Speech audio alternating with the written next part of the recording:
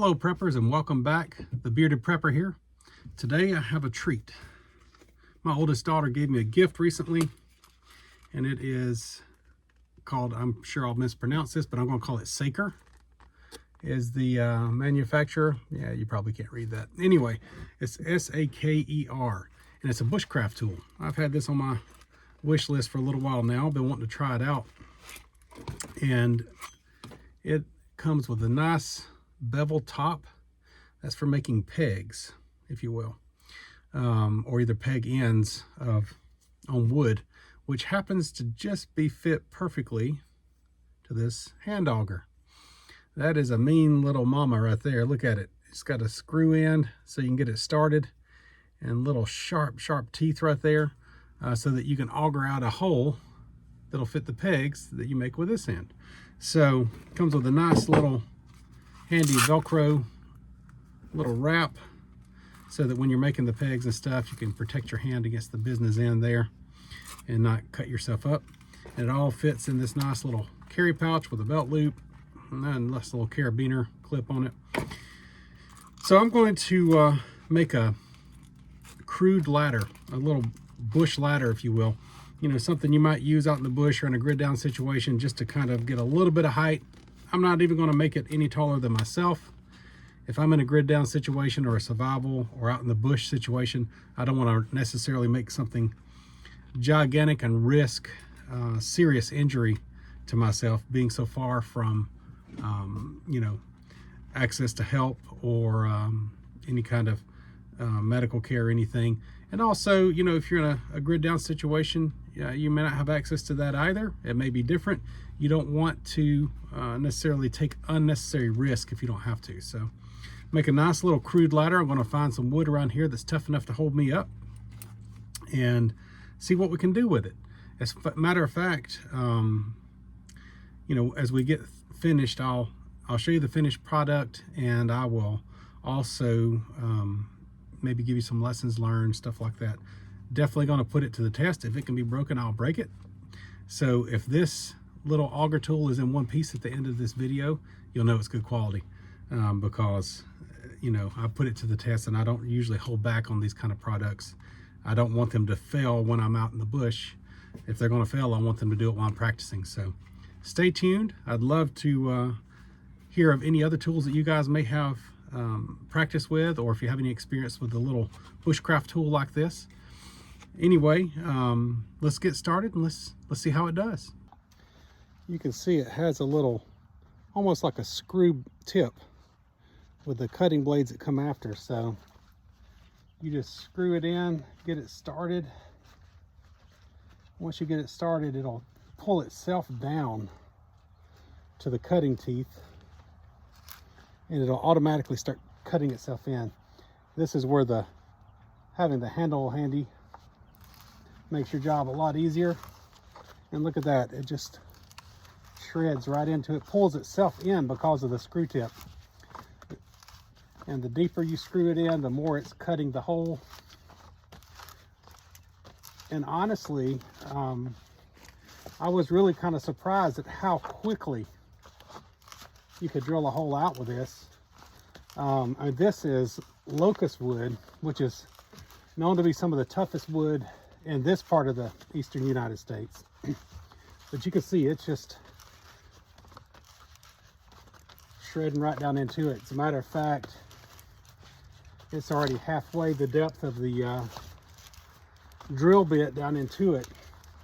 And for my purposes building this ladder, I'm not going to go all the way through, but maybe just about halfway, enough to bury the other peg up into the heart of the piece of wood here. So there you have it. Look at that.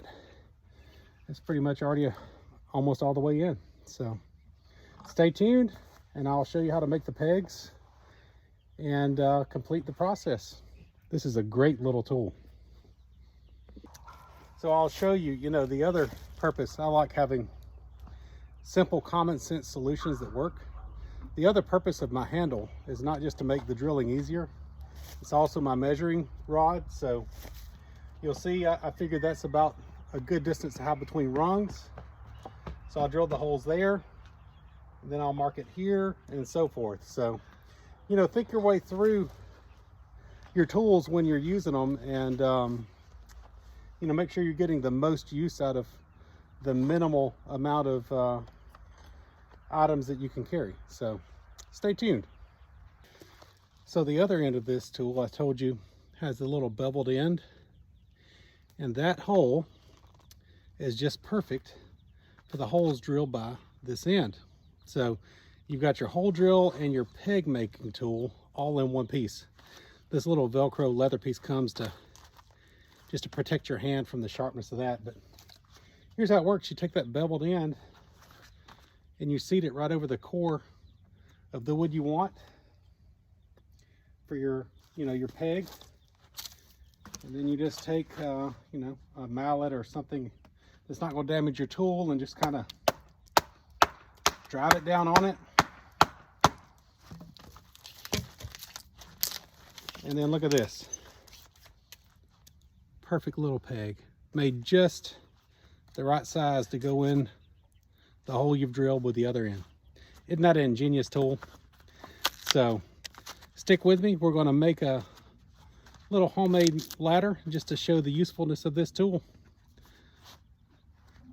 All right, so here we are. You can see the hole that I drilled. I've got my rung here. First one to go in. You can see it's really too tight to put in by hand. So you almost have to just kind of drive it down in there with a mallet or a club. And look at that. It is a tight, perfect fit. So I'm loving this tool. I'm going to finish the rest of the ladder, and I'll show you the end finished project, and give you a little more information on the tool. So stick with me.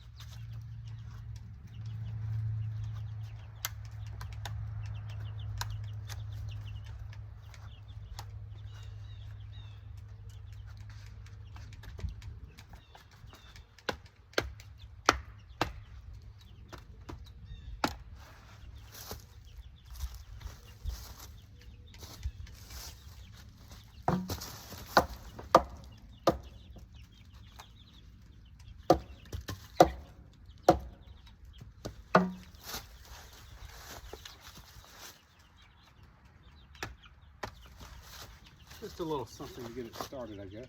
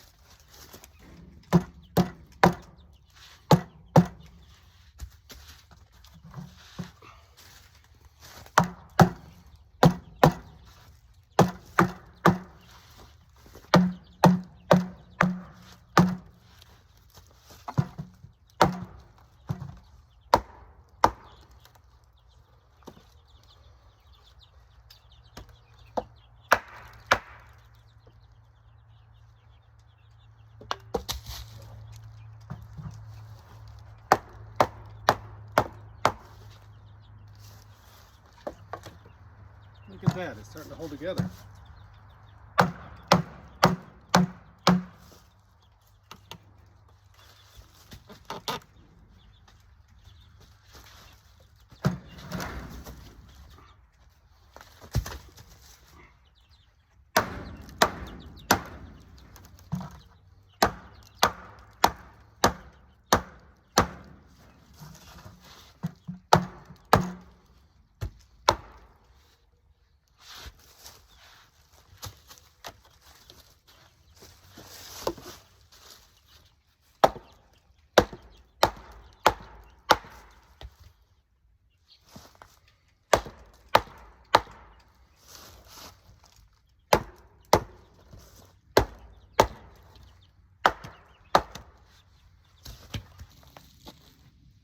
Okay then, she may not be winning a beauty contest anytime soon, but there's my ladder.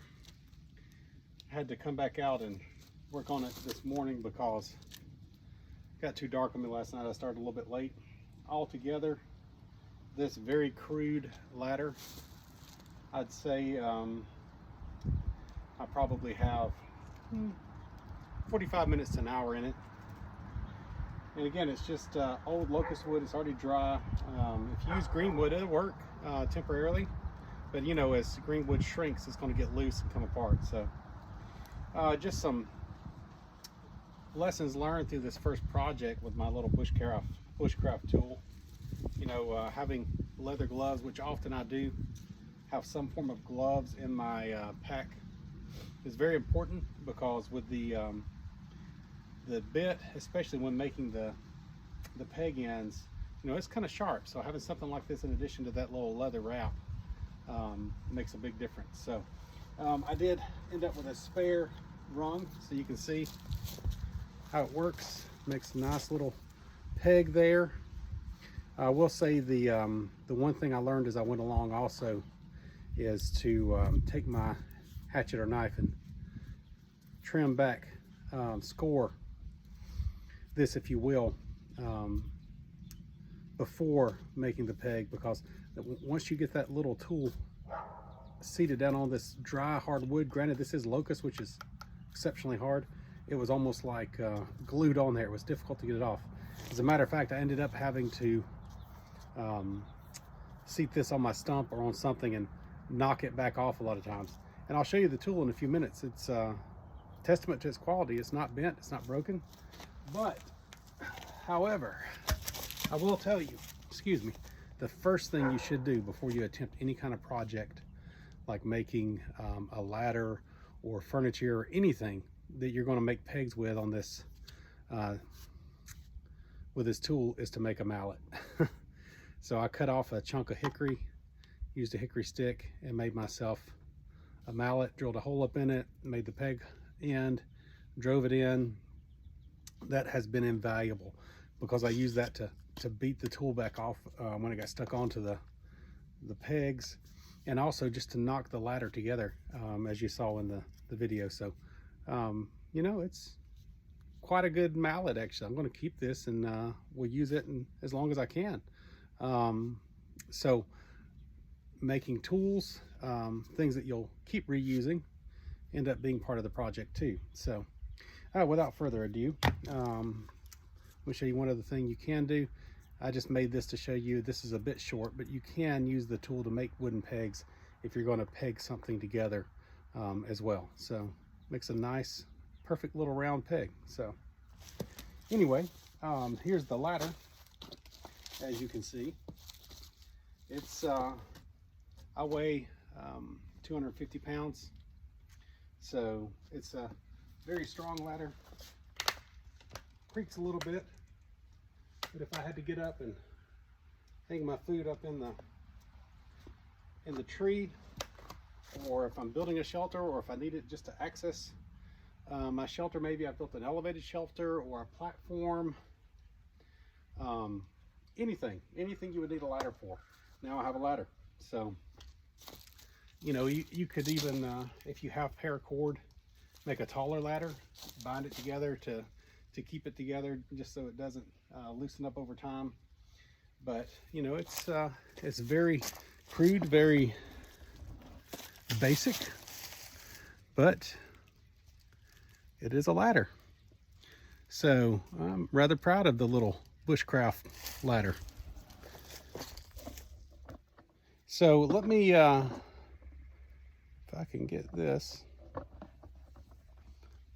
let me show you the tool. Okay, just a little final review on the tool. The reason I said the leather gloves, as you're working with this tool, those things right there are going to cut you up if you don't have gloves. Even through the little leather, sometimes they poke through. And this is not the highest grade leather. I mean, you know, I'm not a leather expert, but I would say it may even be pleather. I don't know, but it did the purpose. You know, having the gloves made a big difference. It protected my hand. If you have a scrap piece of leather without the Velcro, or you can add the Velcro, you can do the same thing with anything you have. But as you can see, I have beat this thing. I beat it back off of the pegs plenty of times. I stood on it and pried with my hand and twisted the pegs out. I did oil up the inside. With some woods, it'll probably be easier. I would say softer woods. If you find some dry pine or something, it might be easier to work with than this locust.